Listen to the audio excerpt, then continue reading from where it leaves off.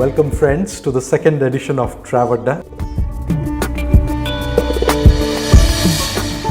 In the first edition, we heard some captivating stories and history of India's freedom struggle, the heroes associated with India's and some absolutely amazing lore, some absolutely amazing stories. Bankim-Chandra Chattopadhyay thought of a plan. At the end, there were 12 soldiers, including Bindi Tiwari, were hanged from a banyan tree. So that's my story, which is not commonly known about Sri Aurobindo. We mostly know him as the spiritual person, but he was also a great revolutionary. Vande Mataram! Well, here we are in the second edition of Trav-Adda.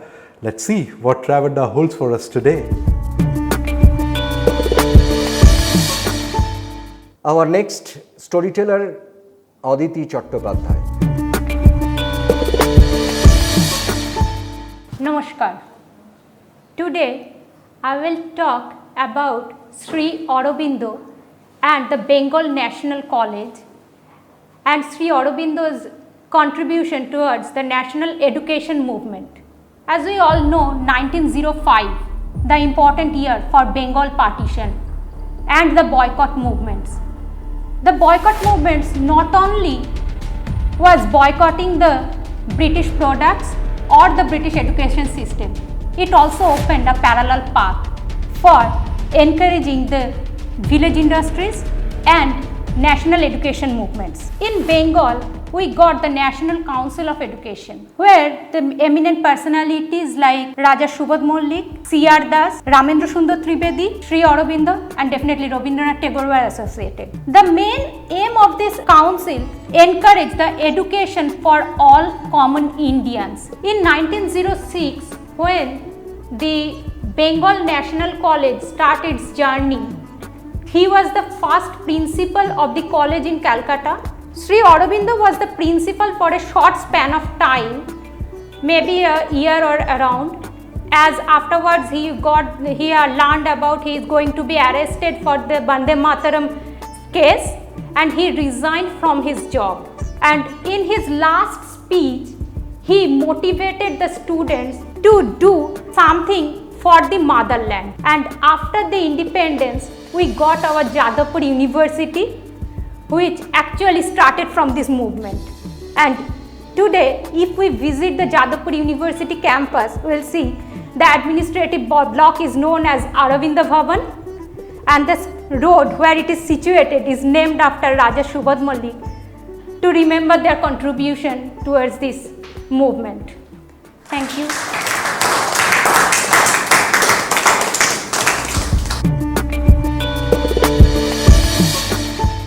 Our penultimate storyteller, Shubhankar Sengupta. Om 𝑻𝒓𝒂𝒗-𝑨𝒅𝒂𝒂 𝑬𝒑𝒊𝒔𝒐𝒅𝒂 𝑬𝒑𝒊𝒔𝒑𝒊𝒂 ध्वन्तारिणी प्रणतोष्मी दिवाकरम्.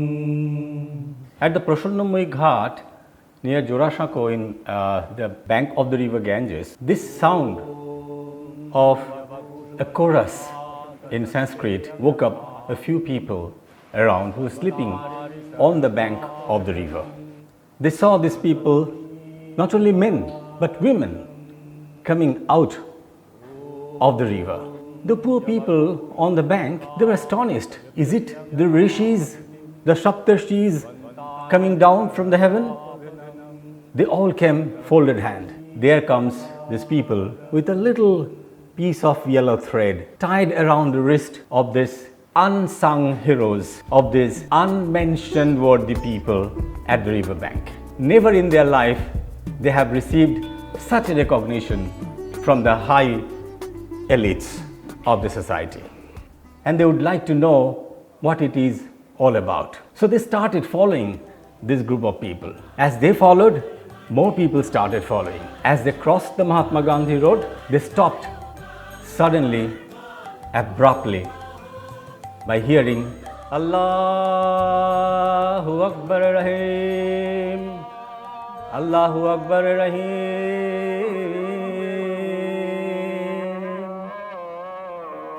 People were perplexed.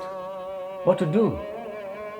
They are devotees praying at the great mosque. Whether they should continue with their song and walk past the mosque, or they should wait and let the devotees finish their prayer. In this dilemma, a group of 3 people kept on walking. One middle-aged people, about 42, and 2 others little younger than him. They seemed to be completely unperturbed about what's happening all over. They continued on the street and took a left turn suddenly to enter into the mosque. There was a great anxiety among the whole people. Now there should be a riot. This man, about 40, in his early 40s, suddenly entered into the mosque and waited till the prayer call is over. Once the devotees stood up, preparing to leave the mosque, he just jumped inside and then tied that yellow tie or yellow thread all around. The Imam came forward. Here the man goes, ties that yellow thread, and then they hugged.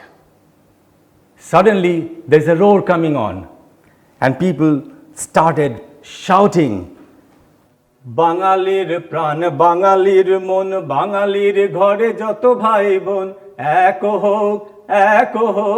hok, he Bhagavan, Banglar mati, Banglar jol, Banglar bayu, Banglar phal, Purno hok, he Bhagavan. This is the universal brotherhood, and the people from the mosque came out, joined the line. They walked past, walked until we got our Azadi. This man, by now you have all understood, is nobody else than our own Rabindranath Tagore, who were so far kept almost outside the mainstream of India's national freedom movement. Thank you very much. As Mr. Shubhankar Sengupta sang song, told the story of Rakhi Bandhan, or you can say all India Raksha Bandhan. That is unity effort of Bengal. This is one constructive way. Another constructive way is he, as the procession where he stopped, I start, procession went to ultimately to Boshubati and also Federation Hall, where they decided under the leadership of Tagore for the patronization of national entrepreneurship, Swadeshi entrepreneurship. I want to share it. It's very interesting. You know, P.C. Roy, Bengal Calcutta Chemical, a number of them. 𝑻𝒓𝒂𝒗, one of them. He has different indigenous products. As you know, perfume, hair oil, all those products. Before launching those products in the market, he had decided to go for a tagline, and that tagline for all of his products together. So he invited a competition for the tagline creation. The tagline was, which they selected as the first, because there was a cash prize for that. That was Keshe Makho Kuntolin, Rumalete Dilkhosh, Pane Khao Tambulin, Dhonno Ho 𝑻𝒓𝒂𝒗. They found the writer, that anonymous writer, none other than Rabindranath Tagore. So this is the way how he patronized this kind of Swadeshi entrepreneurship. One day, in the midday, one elegant looking Marwari Bhadralok knocked the door of 23 Scotland. Door was opened by Avinash Chandra Bhattacharya. He was the activist of Anushilan Shamiti. And that Bhadralok inquired about Aurobindo Ghosh. Avinash Chandra said, no, he is taking rest now. You can come after an hour. He insisted to sit there. He said that I came from long way, so may I sit for an hour there? Then Avinash Chandra allowed him. He was sitting there, and after a quarter an hour, Aurobindo Ghosh came down from the first floor and said, oh, it is Tilak. Then Avinash Chandra became very, very embarrassed. And so he said, sir, you are Bal Gangadhar Tilak. Why don't you tell me before? He said, no, my boy, it's not your fault. He embraced Avinash Chandra. And he said, Tilak, that I today came to talk about National Education Council policy with Aurobindo.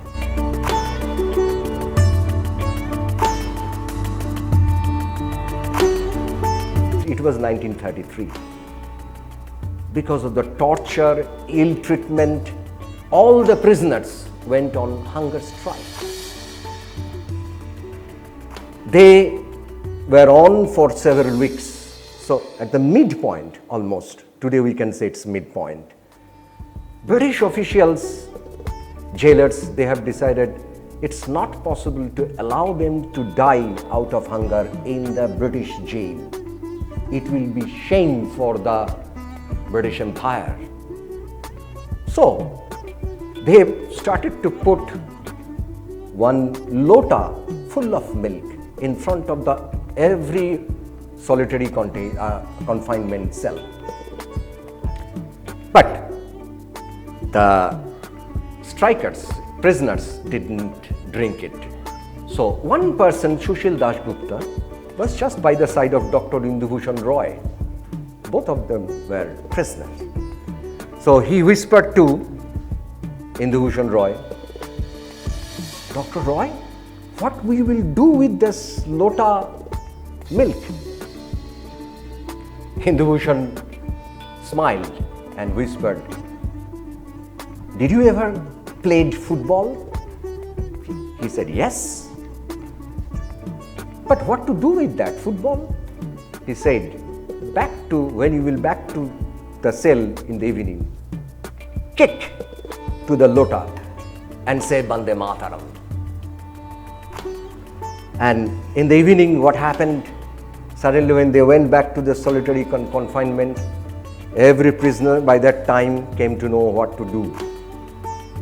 They entered, and before entering into the solitary cell, all of them kicked to that lota and shouted Bande Mataram. Immediately all the officers, they rushed to the cells and found a stream of milk flowing from cell to cell outside that ground. So that is the non-violent way of using Bande Mataram. So like today, we will meet in such kind of Trav-Adda every week in this auditorium at the Indiatourism Kolkata's office.